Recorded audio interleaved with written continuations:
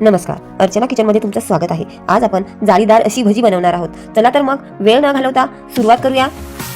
इथे मी बेसन घेतलेलं आहे आवश्यकतेनुसार, एक कांदा घेतलेला आहे कट करून, थोडीशी कोथिंबीर घेतलेली आहे, 3 मिरच्या घेतलेल्या आहेत कट करून, तिखट, मीठ, बेकिंग सोडा, हळद आणि ओवा।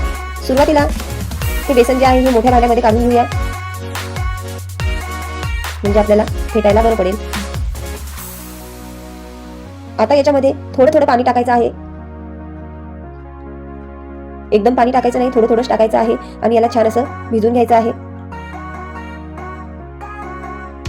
हे बघा, अशा पद्धतीने थोडंसं घट्ट वाटत आहे, थोडंसं पाणी टाकते। हे बघा, आता आपल्याला याचा कलर बदलेपर्यंत याला फेटायचं आहे, म्हणजे आपली भजी जी आहेत ते एकदम मऊ होतात। हे बघा, छान असा कलर बदललेला आहे। आता याच्यामध्ये आपल्याला कांदा टाकायचा आहे, कोथिंबीर, मिरची, थोडंसं तिखट टाकूया। आपण मिरचीचा वापर केलेला आहे त्याच्यामुळे आपल्याला तिखट कमी टाकायचं आहे। ओवा टाकूया, हा हातावरती घेऊन चोळून टाकायचा आहे, म्हणजे सर्व याला वास लागेल। थोडीशी हळद टाकायची आहे, जास्त नाही, एकदम थोडी, आणि चवीनुसार मीठ। याला मिक्स करून घेऊया, पूर्णपणे मिक्स करून घ्यायचं आहे। याच्यामध्ये थोडासा बेकिंग सोडा टाकूया, नाही टाकला तरी चालतो पण थोडासा टाकते। याच्यामध्ये थोडंसं पाणी टाकते, याला मिक्स करून घेऊया। आता मी गॅसवरती तेल गरम करायला ठेवलेलं आहे, त्यामधलं थोडंसं तेल याच्यावरती टाकायचं आहे आपल्याला। हे बघा, थोडंसं तेल टाकते,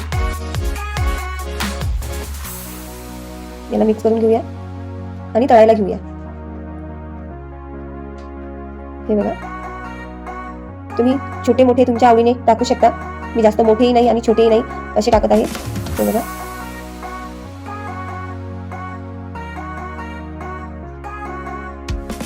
हे पूर्ण टाकून घ्यायचे आहे।